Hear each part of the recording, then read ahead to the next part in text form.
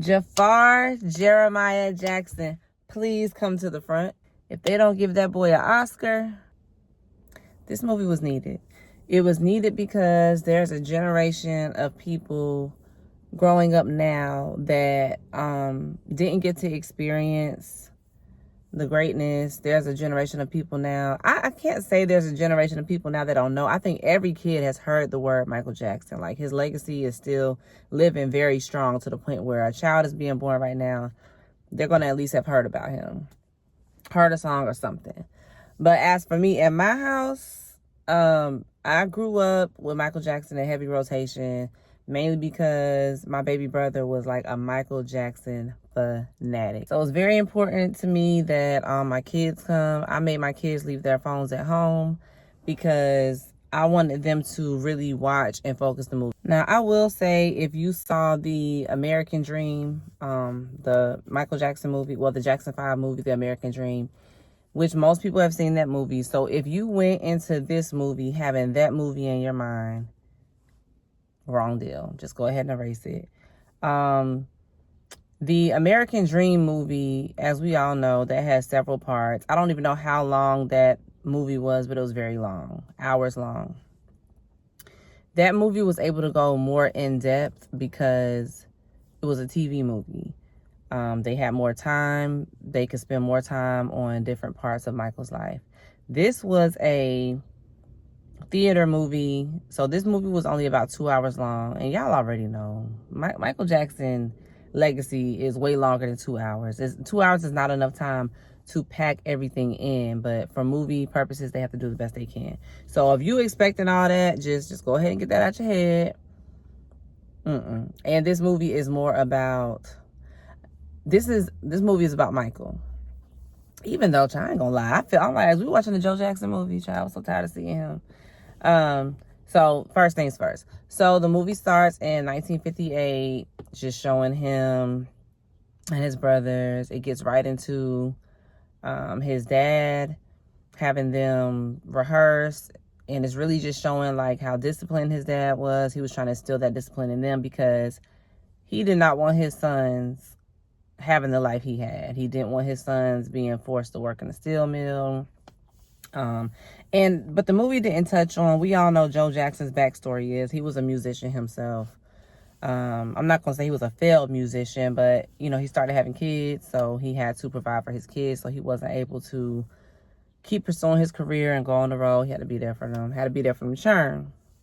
So he kind of was trying to live his dream through them. And y'all can say what y'all want about Joe Jackson, but we grateful he did. So, they're rehearsing and things like that. And it's just showing how he started setting up shows for them. And even though school was the next day, they came home, they was tired. He's like, no, The thing he said in this movie was, in this life, you're either a winner or a loser. And that's actually, I'm not going to say that's the truth, but you're either going to win or you're going to lose. You got to pick which side you want to be on in life. You want to be a winner or a loser. So it really shows the different things he's instilled in them, the work ethic. Even though Jackson 5 is a part of Michael Jackson's life, for me, we could have just skipped past all that, I was a Michael Jackson fan. I wasn't a Jackson 5 fan. So I really could have did without Jermaine and Tito and all them. Rest in peace to Tito. So we finally get to Michael wanting to branch off on his own, but of course being afraid to tell his dad because daddy wasn't having it. He branched out on his own. It was successful, but his dad just kept trying to bring him back. Y'all already know the story. I don't have to tell y'all the story. What I mainly want to talk about is the performance of adult Michael, which was his nephew, Jafar Jackson, y'all.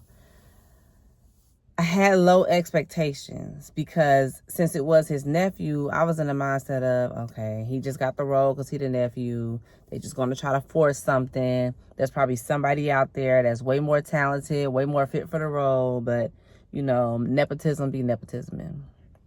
Y'all.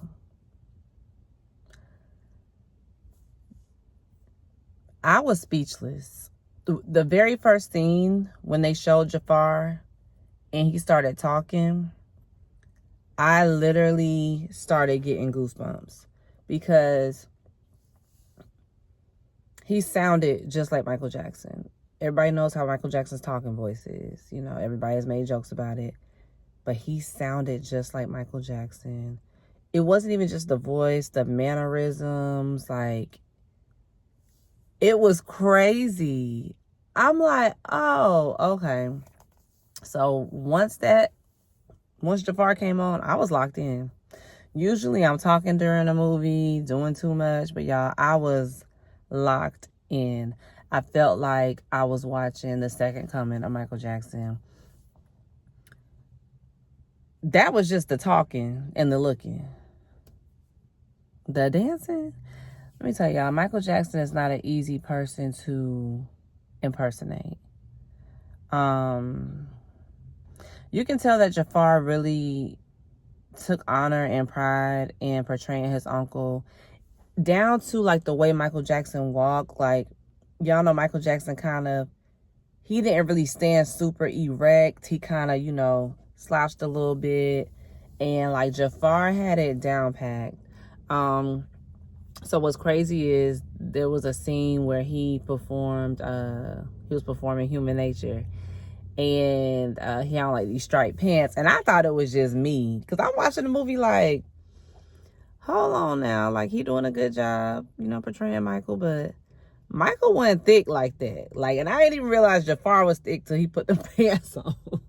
So I'm watching the movie like, okay, like, BBL Jafar, like, what's going on? Michael Jackson ain't have all that, y'all know. Michael Jackson was real lean and slender. He wasn't caked up like that. So I thought it was just me. And as I've been looking on TikTok, it's funny because everybody just been like, somebody called him Jafar Junk in the Trunk Jackson. So yeah, Jafar was caked up. So, but that was my favorite scene, not because of the cake, y'all. He just really was embodying the essence of Michael Jackson. I love how they were showing like the fans and the fans passing out. And as we all know, when Michael Jackson used to perform, they used to have EMS on standby because it was just a given. Somebody's going to pass out. Somebody's going to need medical attention. You know, the heart palpitations, all of that. And that's why I will always say Chris Brown over Michael Jackson. Like, Chris Brown is very talented artist. For him to be able to sustain his career 21 years, amazing. But when you're a black man able to get white men and women to pass out and scream for you, it's on a different level. We won't see that again. I'm really trying to think of somebody that is able to get a black man that's able to get white men and women turned up like that. Love Beyonce. Beyonce ain't doing it. Love Rihanna. But to me, Rihanna is more global than Beyonce. But y'all, just about Michael Jackson. So, but I will say, even though the Human Nature performance was my favorite performance, y'all, when he did Thriller, he did that. He really did that. Like, that was, the whole time I'm watching the movie, I'm just like, wow, the courage to sit there and try to emulate. Like, you know you're going to be scrutinized because this is Michael Jackson you're portraying. This is Michael Joseph Jackson, okay?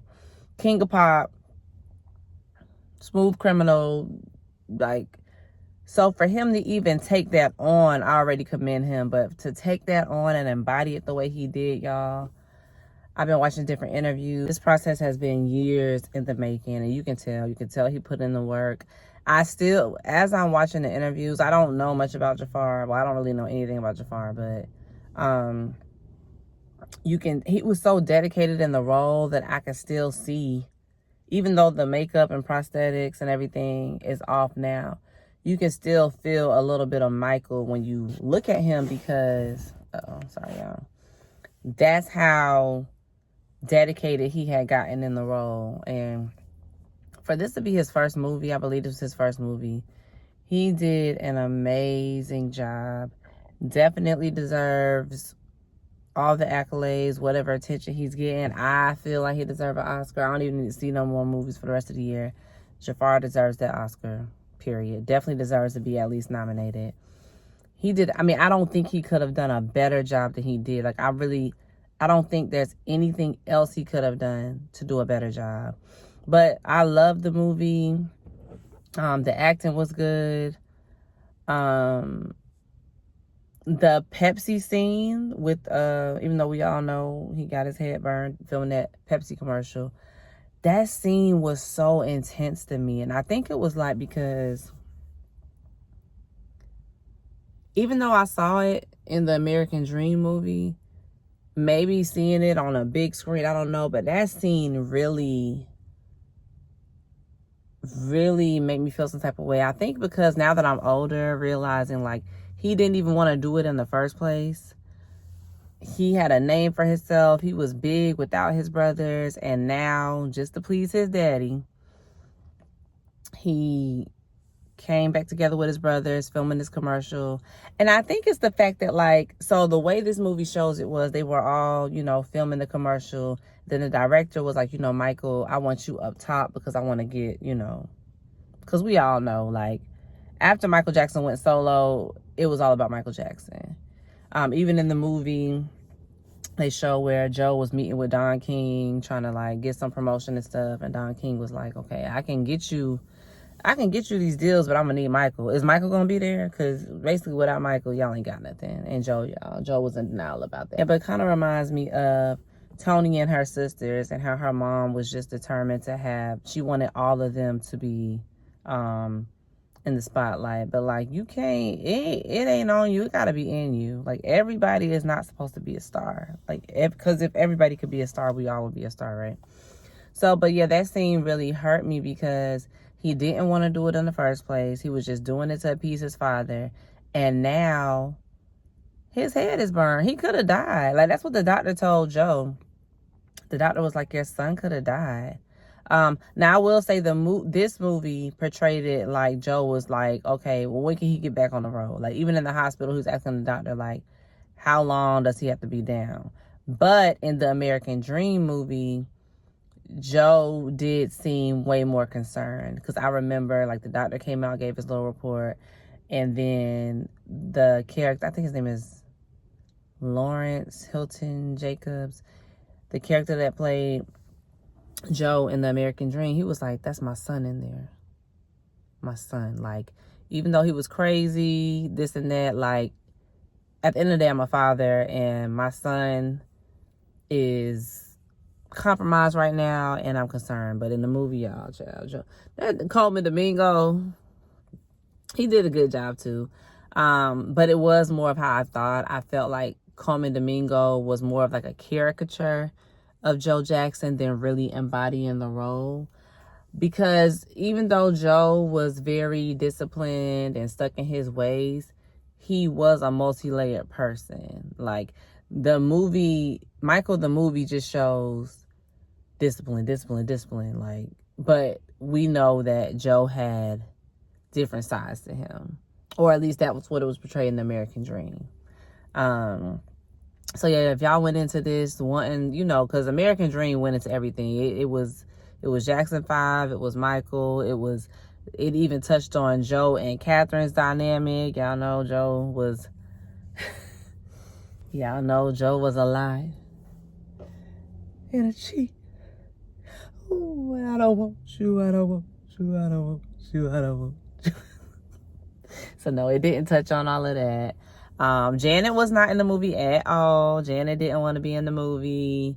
Diana Ross did not want her character to be in the movie. So, you know, they had to do what they can with what they had. They nobody got tired of be getting sued, especially this day and age. So, excuse me, y'all. So, like I said, if you go into it with the mindset of not trying to compare it to American Dream, you're gonna enjoy it. It was good. Now, the movie ended in 1988, and I did not know that was going to happen. I'm thinking we're going to get a movie about Michael's life, but I should have known.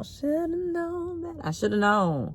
Because you can't pack that man's legacy into 2 hours. So it ends in 1988. And I'm hearing that there's already a sequel in the works. I hope that that is true. I really feel like where they ended in 88, they really need like probably 2 more parts, really. Because they need to get into the bad out. I don't know. They might need like 3 more parts, y'all. Y'all. But I can understand his legacy want to be protected. Because, you know, once you get past 88, that's when you start getting to basically white skin and straight hair. So we ended in 88 where the skin was a little lighter, but was still brown. We still had the, you know, Jerry curl and whatnot. I don't know if the cleft chin had happened yet. But the nose was definitely getting small, y'all. I was like, baby, this nose get any smaller. He ain't gonna have nothing left. The nose was definitely getting smaller throughout the movie. I just loved it. I feel like the movie really shed light on Michael's spirit, how he really cared about people, and he just was a positive person.